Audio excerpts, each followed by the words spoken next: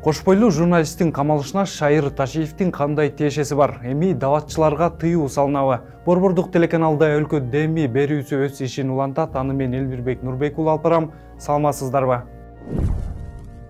Кош бойлуу журналист Санабриян Сатыбалдиева жана анын оператору Калыс Ашырбеков жорго таксинин айдоочусу акча опузолоо деген шек менен кармалып, тергөө абагында 48 саатка камалышты.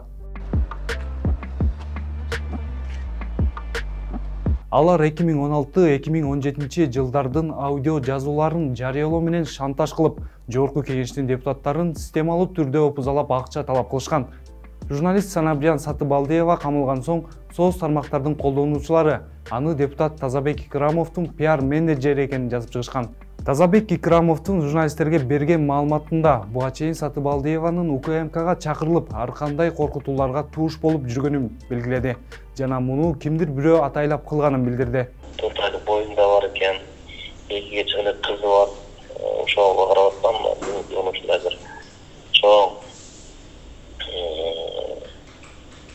аял кишиге болгон мамиле болот да. Сиздин оюңузча ушул камоо сиздин оозуңузду жабуу аракети эмеспи?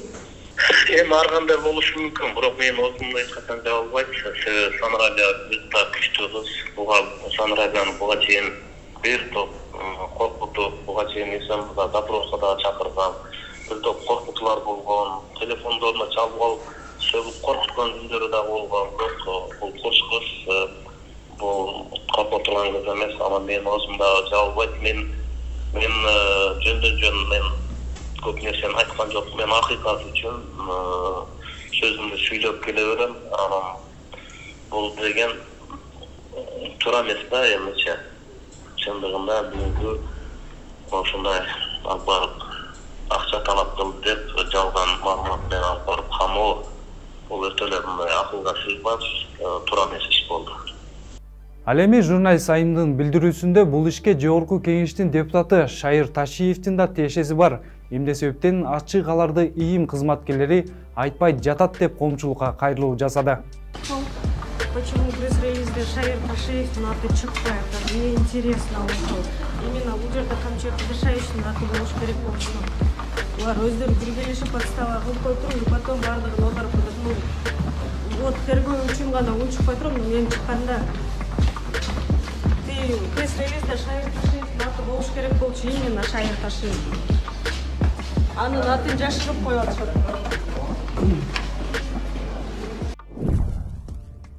Кечээ эле депутаттар элге пайдасы тийбеген демилгелер жөнүндө сөз кылдык эле, анда бири малга салык салынсын десе, бири таблик жааматын колдоосун өтүнүшкөн. Алардын катарын депутат Арсланбек Малиев дагы толуктап, даватчыларга тыюу салынуу сунуш кылды. Ал эми ички иштер башкармалыгынын орун басары ар бир өлкөнүн өзүнө тиешелүү мыйзамдары бар экенин жана ошол мыйзамдарга карап иш жүргүзөрүн түшүндүрдү. Башка мамлекеттер менен тыгыз байланыштабыз. Туурабы? Ооба, эң туура. Ал жакшы. Бирок мына бир маселе ошондон чыгып атат да. Таблиги жамаат уюму Россияда экстремисттик деп табылган. Эмне үчүн бизде бул уюм эркин иштеп жатат? Арсланбек Касымович, биз бул таблиги жамааттын ошол мүчөлөрүн дайыма көзөмөлдөп турабыз. Эгер чектен чыгып, ошо мыйзам бузууга бара турган болсо, барган болушу алар деген. Анда кылмыш деген кылмыш тартылат. Бул таблиги жамаатты ошо экстремист деп таануу боюнча бир топ жолу деген аракеттер болгон, бирок ал Кыргызстанда экстремист деп табылган эмес. Жок, бирок бизде безвизный режимде Россия менен. Ошоктон келип бизде иштерди жүргүзсүн болот. Же биздикилер даяка киргизбейт. Ошондой болуп атпайбы? Биз бир болуш керекпиз, бир калыпта иштешибиз керек да. Эми Касымбек ар мамлекетте өз мыйзамы бар экен, ошол мыйзамдардын негизинде биз жумуш алып барабыз. Жок, дагы бир жолу карап көрбөсүңөр болот. Себеби мен билем ошол таблиги жамааттын уюмдун кишилери бир топ мындай жооптуу кызматтарда иштеп жатат да, бүгүн биздин республикада. Урматтуу Арсланбек Касымович, эгерде бул ошол жооптуу кызматта иштейт, сиз айткандай факттар болсо, ошолордон биздин мамлекетке деген коркунуч жарата турган болсо, анда биз чара көрөбүз. Жок, аларга чара көрүп эле бират эле силер Россия менен тыгыз иштеп ошол жамаатты жаап таштабайсыздар анда. сунушуңузду карап чыгалы. Дагы бир жолу карап көргүлө энди. Рахмат.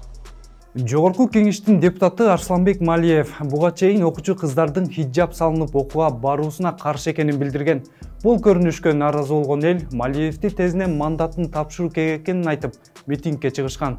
Депутат Арсланбек Малиев буга чейинки кылган иштери да тура эмес болчу. Мындан башка көйгөй таппай калгансып. Ушул биздин карындаштарыбызга жана эжелерибизге асыла баштады. Негизи бул Арсланбек Малиев мандатын тапшырып кетүүсүн суранабыз. Кетсин! Ошол эле учурда Шайлообек Атазов жарандарды диний экстремист деген айып менен кармабай, алдамчы уруулар менен күрөшүүгө чакырды. Журналист Семетей Талас уулу менен Азимбек Бекназаровдун уулу Руслан Бекназаров да жакында эле экстремисттик материалдарды жыйноого шек саналып, камалып, кайра үй камагына чыккан. Сиздин оюңузча экстремист чегинен чыкты болсо анда намаз окубаган, динге, өзүн Кудайга ишенбеген дагы экстремисттер бар да бизде, туурабы? Туура, андай деле бар. Силер ошолор менен күрөшүшүңөр керек. Силер бир пост жазып койгон журналистти экстремист деп алып кирип атасыңар. Мына Руслан Бекназаров умрага барган. Руслан Бекназаров 5 убак намаз окуган бала диний экстремист деп алып кирип атасыңар. Бул уят да. Коомдун не, Кыргызстан жарымын диний экстремист кылып таштайсыңар силер. Эмне деген күрөш? Урматтуу Ички иштер министрлиги. Силер диний экстремист дегенде азыр менин кесиптешим туура айтты Айбек Жапарович. Диний экстремист деп так диагноз кое турган силер биринчи эксперттерди тактагыла. Ким бар азыр? Раматылык Чубагажыдан сурайын десек өтүп кетти, жайы бейиштен болсун. Кимден сурайсыңар азыр экстремист экен? Мен билгенден бир эки адам бар. Ошон үчүн адамдын тагдыры менен ойношпой, силер мына пирамиданы ачып алып туруп бүгүн элди бүт баарын тоноп атышат. Ошол мошенниктер менен күрөшүңүздөр. Элибизди ыйманга, даватка, намазга, арулукка, тарбияга үгүттөгөн балдар деле экстремист деп камай бересиңер. Балдарын, кыздарын чыркыратып. Ошон үчүн бул мыйзамды колдош керек, бирок бирөөгө мындай айып тагаарда аны далилдеш керек биринчи. Мына Руслан Бекназаров кече үй камагына чыкты.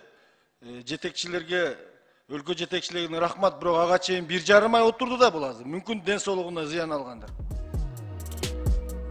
ИИМдин башчысынын орун басары Нурбек Абдиев материалдар экспертизанын негизинде тергөөчүлөр тарабынан сотко өткөрүлөрүн, андан ары жарандардын күнөөсү бар же жоктугу тууралуу чечимди сот чыгарарын айтып жооп берди. Урматтуу Шайлообек Карыбекович, ар бир жарандын өзүнүн иш аракеттери боюнча ошо экстремисттик багытта бараткан болсо, маалыматтар тараткан боюнча анда материал жыйналып туруп, тергөө экспертизанын негизинде жыйынтык чыгарып сотко чыгат.